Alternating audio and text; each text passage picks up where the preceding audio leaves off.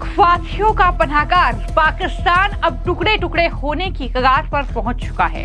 अब खुद पाकिस्तान के सिंध और बलूच के लोग जो हैं उसके टुकड़े टुकड़े कर रहे हैं। एक तरफ बड़ी खबर यह है कि बलूच लिबरेशन आर्मी ने बलूचिस्तान को पाकिस्तान से अलग करने के लिए मुहिम छेड़ दी है और बलूचिस्तान की आर्मी के लड़ाकों का यह दावा है कि उसने शराब शहर पर कब्जा कर लिया है।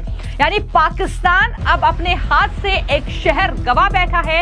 यह दावा बीएलए की तरफ से किया गया है। यह बड़ी जानकारी सामने आई है। वहीं दूसरी तरफ भारत के सीडीएस यानी chief of defence staff general Anil Chauhan ने पाकिस्तान का पर्दाफाश किया है। उन्होंने एक कार्यक्रम में यह साफ तौर पर कहा कि ताली एक हाथ से नहीं बजती, हमें बदले में हमेशा दुश्मनी ही मिली है। हमने दोस्ती का हाथ पाकिस्तान की तरफ बढ़ाया, लेकिन हमें बदले में सिर्फ और सिर्फ दुश्मनी ही मिली है। ये बड़ी बात सीडीएस अनिल चौहान की तरफ से कही गई है।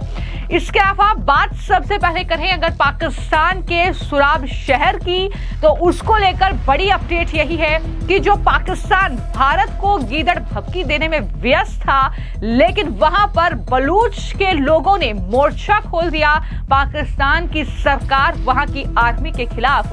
और पाकिस्तान के सुराब शहर से पाकिस्तान शहबाज शरीफ हाथ धो बैठे हैं क्योंकि बीएलए ने सुराब शहर पर कब्जा कर लिया है। भारत ने पाकिस्तान को कई बड़े झटके दिए थे, वहीं पाकिस्तान के अंदर भी कलह मची हुई है। इस तरीके से आग सुलग रही है पाकिस्तान के भीतर। सिंध बलूचिस्तान पाकिस्तान से अलग होना चाहते हैं। मीडिया रिपोर्ट्स के मुताबिक बलूच लिबरेशन आर्मी जो पाकिस्तान से बलूचिस्तान को अलग करने में जुटा हुआ है, उसके लड़ाकों ने सुराब शहर में बैंकों और पुलिस स्टेशन के साथ साथ जो तमाम बड़े सरकारी संस्थान थे उन पर कब्जा कर लिया है। तस्वीरें भी सामने आई है और चौंकाने वाली बात यह है कि पुलिस और सुरक्षा बलों को वहां से बलूच आर्मी ने खदेड़ दिया है। ना गोली चली, ना प्रतिरोध दिखा। पाकिस्तान की सरकार बस देखती रह गई और पाकिस्तान के सुराब शहर पर बीएलए ने यह कब्जा कर लिया है। बीएलए की तरफ से प्रवक्ता जो है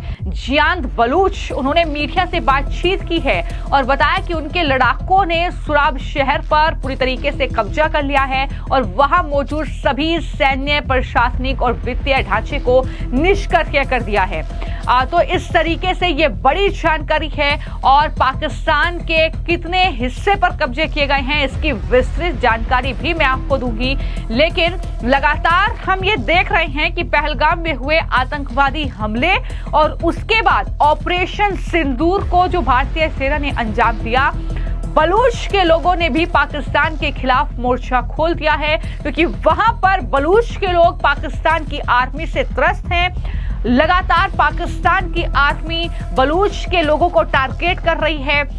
वहां पर टेरर कैंप बनाए जा रहे हैं, वहां पर लोगों का उत्पीड़न हो रहा है। यही वजह है कि सिंध और बलूच जो है वो पाकिस्तान से आजादी चाहते हैं और उनका दावा यह है कि वो आजादी के बेहद करीब है। और सिंध के लोगों ने यह भी दावा कर दिया है कि दरअसल पाकिस्तान जो है वो बंटवारे की कगार पर पहुंच चुका है और जो पहलगाम आतंकवादी हमला हुआ उसके पीछे पाकिस्तान की आर्मी की बड़ी साजिश थी।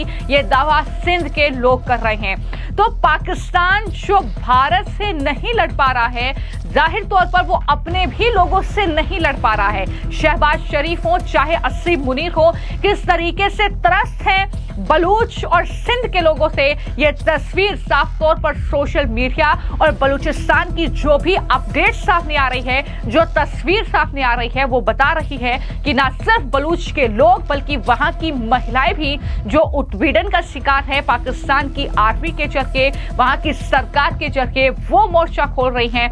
लगातार वहां पर लोग सड़कों पर उतरे हुए हैं, लोग रैलियां कर रहे हैं कि पाकिस्तान से अलग होना है, बलूचिस्तान एक अलग देश वो चाहते हैं ताकि वो अपने हिसाब से कहीं ना कहीं अपना जीवन जी सकें। और सोशल मीडिया पर भी फ्री बलूचिस्तान ये मुहिम लगातार चल रही है और लगातार ये कहा जा रहा है बलूचिस्तान की महिलाओं के जरिए, वहां के पुरुषों के जरिए कि बलूचिस्तान अपनी ही गाथा लिखेगा, संघर्ष से हम स्वतंत्र रहेंगे, ये बात उनके जरिए कही जा रही है। और बलूचिस्तान इज नॉट पाकिस्तान ये हैशटैग जो है सोशल मीडिया पर, एक्स हैंडल पर लगातार ट्रेंड कर रहा है।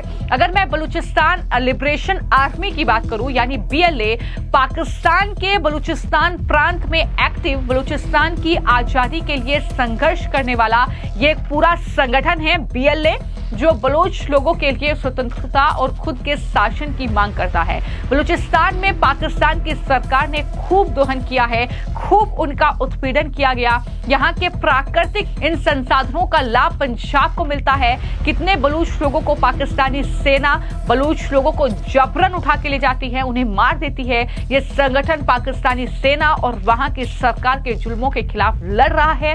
BLA ने चीनी नागरिकों और चीन पाकिस्तान आर्थिक गलियारे यानी CPEC से जुड़ी परियोजनाओं को भी निशाना बनाया है और पाकिस्तानी सेना और इसके कई हिस्सों में लगातार निशाना बनाया गया है।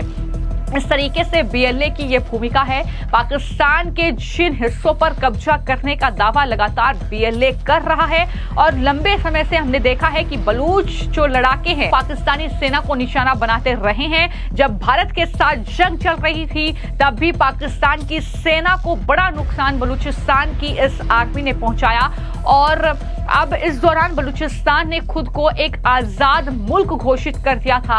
उसने भारत से मान्यता देने के लिए कहा था, हालांकि भारत ने इस पर कोई अभी ऑफिशियल स्टेटमेंट नहीं दिया है। अब बलूच लिबरेशन आर्मी ने 3 घंटे तक चले ऑपरेशन में बलूचिस्तान के सुराब शहर पर कब्जा कर लिया है। खास बात यह थी कि उसी दौरान क्वेटा शहर में पाकिस्तान के आर्मी चीफ भी मौजूद थे।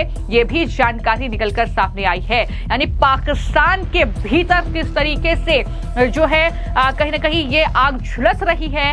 इस तरीके से पाकिस्तान का जो सिंध प्रांत है, जो बलूचिस्तान है, वो दरअसल पाकिस्तान से अलग होना चाहता है क्योंकि वहां के लोग पाकिस्तान की आर्मी, आतंकवाद और पाकिस्तान की सरकार से पीड़ित हैं।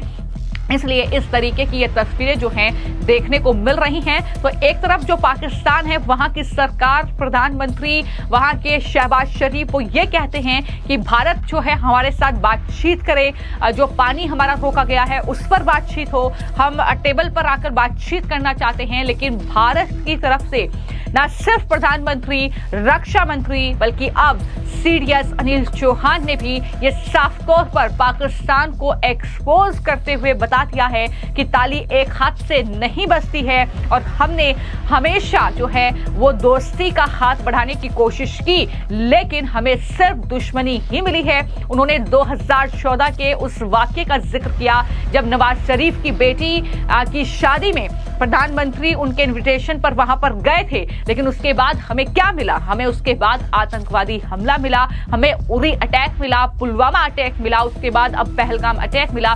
तो इस तरीके से जाहिर तौर पर हिंदुस्तान ये तस्वीर नहीं भूल सकता है और अब इस तरीके से पाकिस्तान में भी ये बड़े टुकड़े होने की खबर है। यानी साफ है कि भारत पाकिस्तान के टुकड़े करता, इससे पहले पाकिस्तान खुद ही अपने कहीं ना कहीं भीतर ही भीतर इस तरीके से फंस चुका है, इस तरीके से घिर चुका है। देखना होगा कि आने वाले वक्त में पाकिस्तान का ये नक्शा किस तरीके से बदलने वाला है। फिलहाल आपकी इस पूरे मामले को लेकर क्या राय है हमें कमेंट बॉक्स में जरूर